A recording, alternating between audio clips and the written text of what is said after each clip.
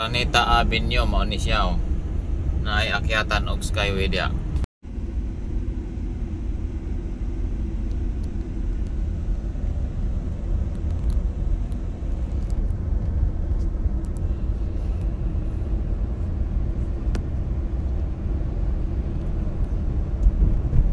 Karsada na punta og Domingo guys. Mao ni ang karsada madomingo dinhi sa G. Araneta Avenue, Bayani Street.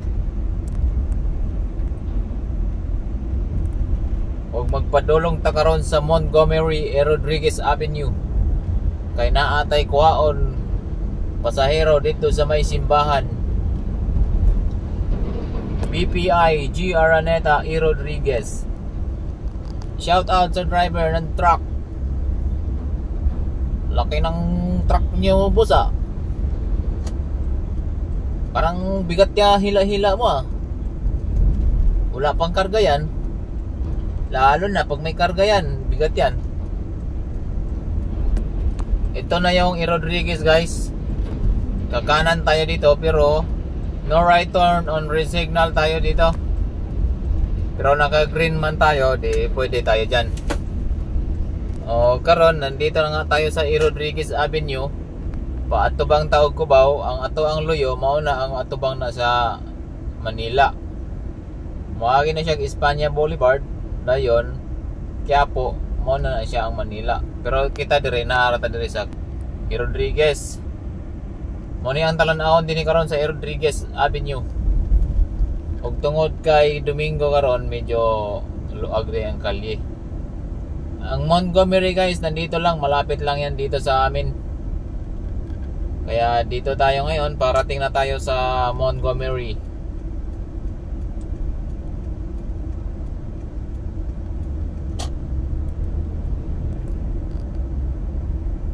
Walter, may Walter dyan, Walter. Nag-green pa tayo guys, o karon nandito na nga tayo sa Montgomery. Katabi siya ng National Bookstore o naa siyang SNR. Bago mag traffic light Jollibee, dito tayo guys. Papasok tayo dito. Dahil nga tayo ay bisita lang, ihingian tayo ng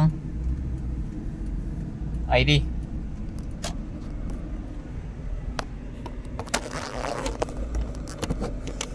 Magsundo tayo sa church.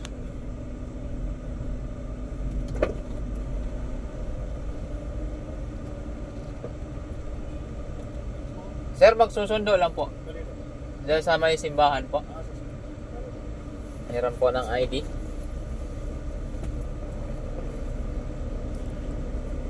Muhulam og ID si sir kay iyang isulat sa iya ang notebook.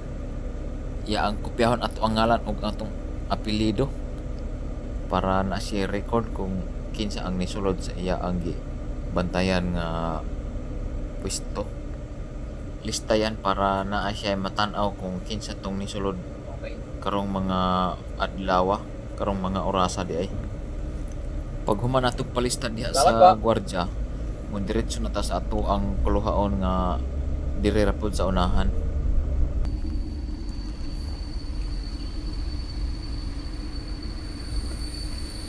Og karon nandito na tayo ngayon.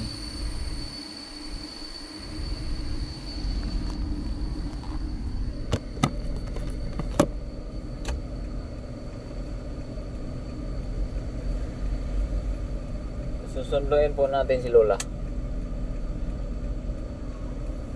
Og nasaan na si Lola?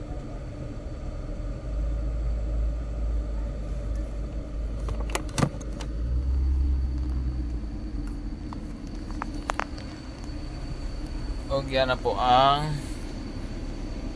simbahan niya. Kaya po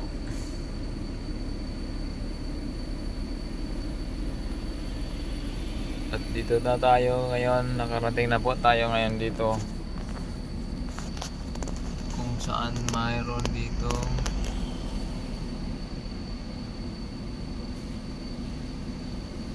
tao dito ngayon.